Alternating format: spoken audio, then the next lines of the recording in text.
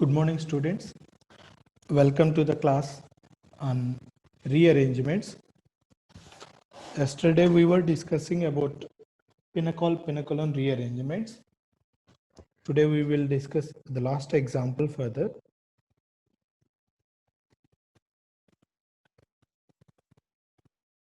When this diol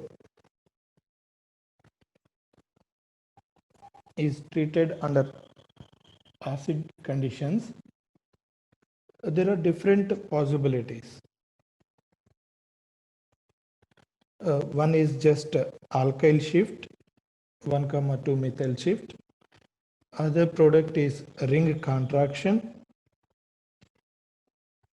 And there is also a possibility for epoxide formation. I'll discuss it later. Now, how these two products were formed from this diol. As I said earlier, whenever you want to discuss the reaction selectivities in cyclohexane derivatives, we must use chair conformation for cyclohexane. Now, there are two possibilities for this molecule. One may be cis, both OH and both Me are cis. Another possibility is both OH and both Me are trans.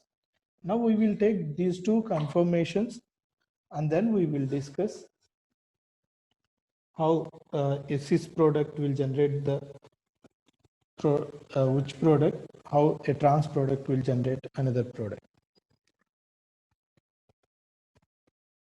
Now we will start with cis product. Both OH are in the same plane, above the plane.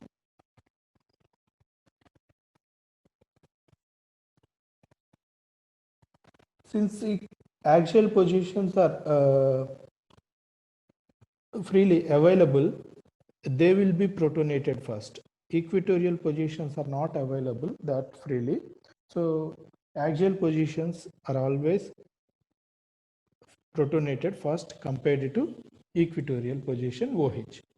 Now, when we protonate it, this alcohol will undergo protonation and then this will undergo dehydration to generate this carbocation.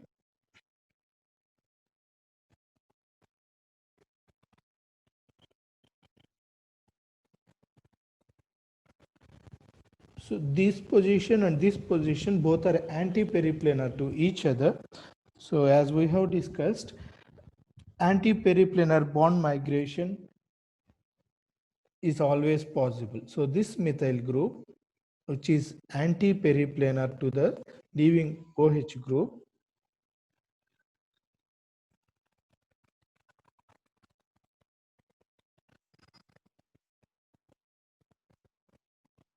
so this anti-periplanar methyl group will migrate after utilizing the lone pair of electrons on oxygen. We will generate a double bond here. So this gives the product methyl shift product.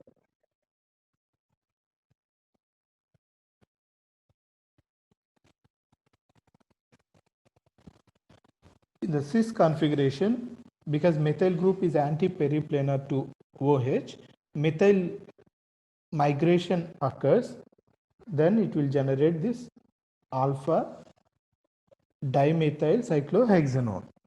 Now, we will take the trans configuration also and we will explain how this product is formed.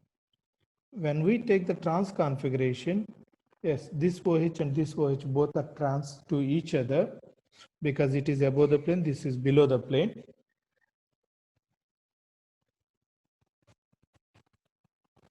When it is treated with acid, any one of the OH can be protonated because both are axial positions only. So I'll take this. Again, it generates a carbocation here.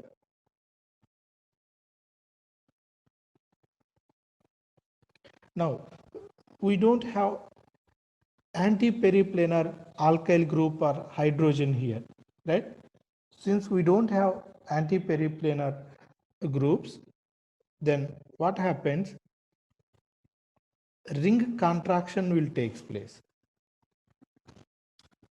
If we have anti-periplanar alkyl or hydrogen, that will undergo migration.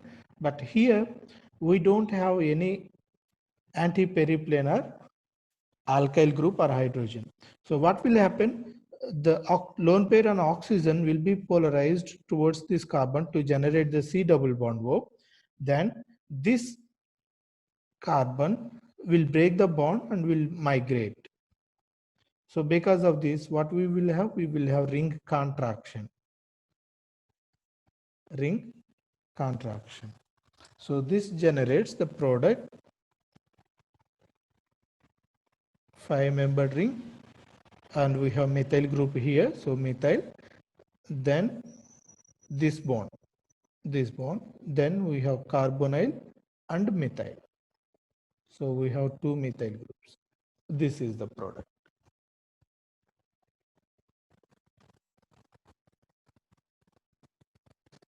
Here we can add this point, no anti-alkyl group.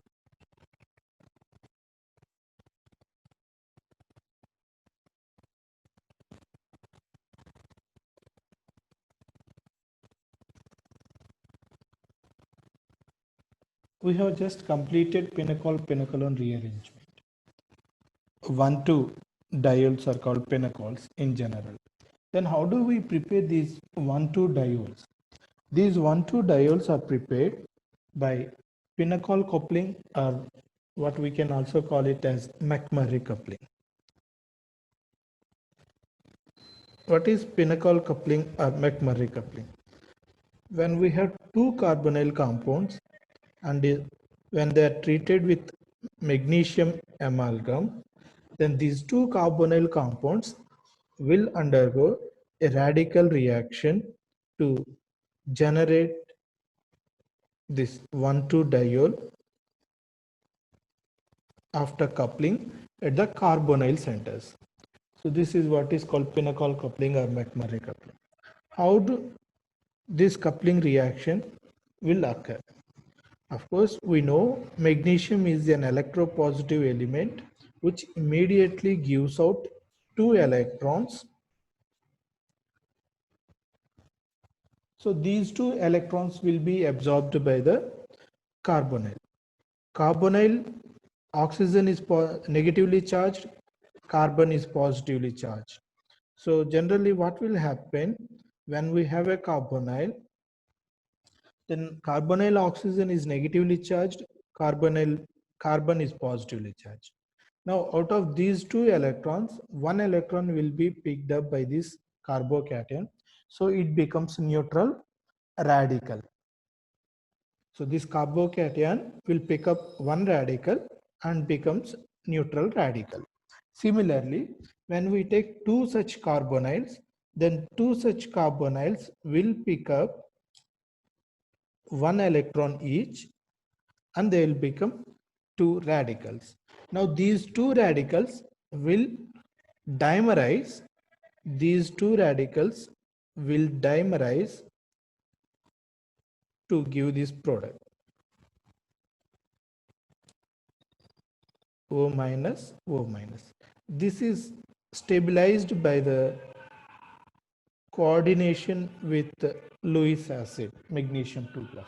So magnesium 2 plus will bind to both O minus so that both these cyclopentane rings will brought together and they will easily undergo dimerization. Okay.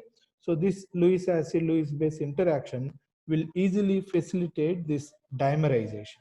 Then when we add water, or what we call it as hydrolysis, these O minus will pick up hydrogen and they become OH. So this is what is called pinacol coupling or McMurray coupling. I'll give you other reagents used for this conversion. There are many titanium based reagents used for this reaction. One is magnesium amalgam and titanium tetrachloride. Second one is zinc copper couple and titanium trichloride. And third one is either potassium or lithium, and then titanium trichloride. Last one, LaH, and titanium tetrachloride.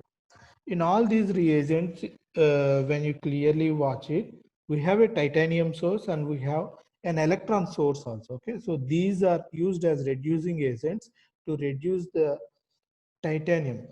Generally, titanium is in very high oxidation state here. When we reduce the titanium, it becomes low valent titanium.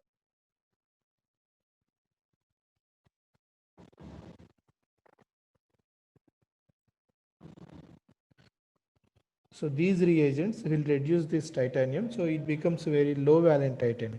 Generally titanium 2 or titanium 1 or titanium 0. Generally these low valent titanium will involve in the coupling. I'll give the mechanism for titanium also. But one important point is when we use titanium reagents, we must maintain very low temperatures. We must maintain low temperatures. Then only this McMurray coupling will occur.